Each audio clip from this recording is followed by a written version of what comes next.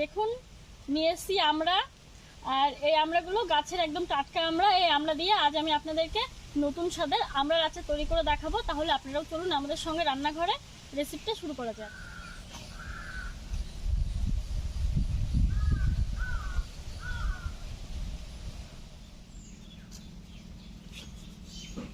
এই আমড়াগুলোকে এখন কেটে নেব।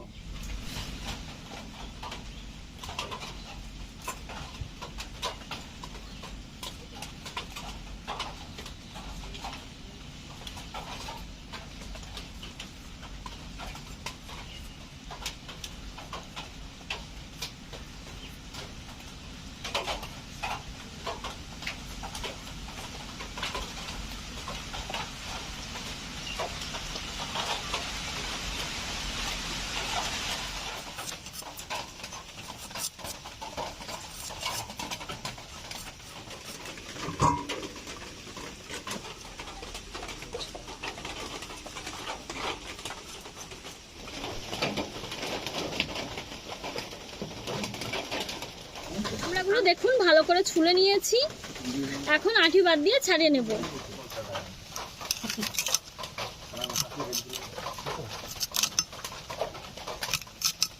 আমি যেরকম ভাবে আমড়াটা ছাড়িয়ে নিচ্ছি দেখুন খুব সহজেই হয়ে যাচ্ছে।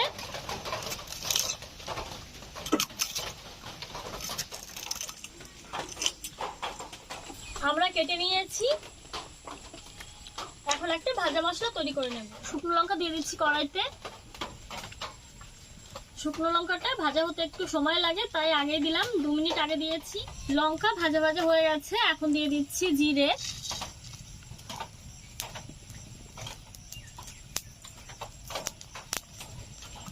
দিয়ে দিচ্ছি 5 ফোড়ন,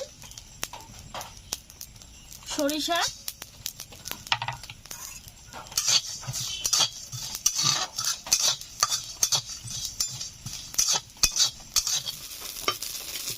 সব কিছু ভেজে নেওয়া হয়ে গেছে শুকনো খোলায়, এখন নামিয়ে নিচ্ছি।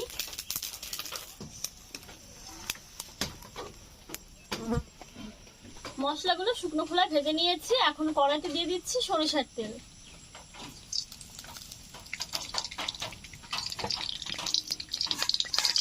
তেল গরম হয়ে গেছে, দিয়ে দিচ্ছি 5 ফোড়ন,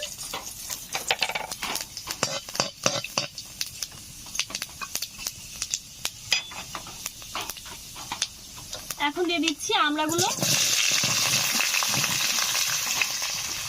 দিয়ে দিচ্ছি লবণ, হলুদ গুঁড়ো, কালারের জন্য দিয়ে দিচ্ছি কাশ্মীরি লাল লঙ্কার গুঁড়ো,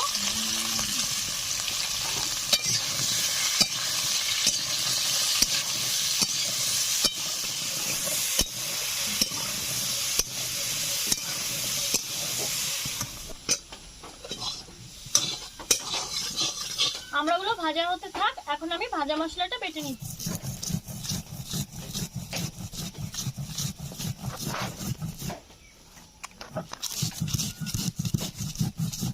আমড়াগুলো ভাজা ভাজা হয়ে যাচ্ছে, এখন দিয়ে দিচ্ছি আখের গুড়, আপনারা চাইলে চিনিও ব্যবহার করতে পারেন।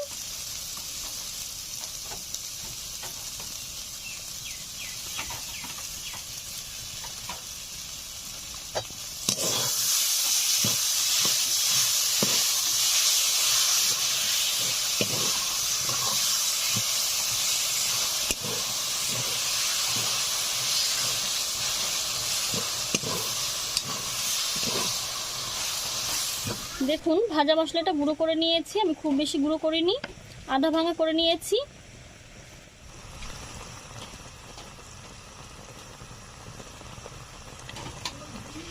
গুড় দেওয়ার পর আমি 10 মিনিট জাল করে নিয়েছি। ভাজা মশলাটা তৈরি করেছিলাম, এখন দিয়ে দিচ্ছি।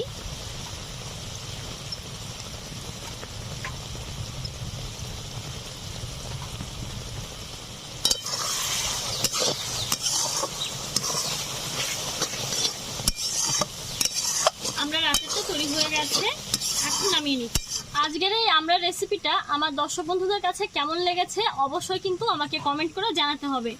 আপনাদের মূল্যবান কমেন্ট কিন্তু আমি খুব মনোযোগ সহকারে পড়ি। আপনারা একটা লাইক করলে আর কমেন্ট করলে আমি কিন্তু নতুন আরেকটা ভিডিও বানাতে খুবই উৎসাহী হয়ে পড়ি।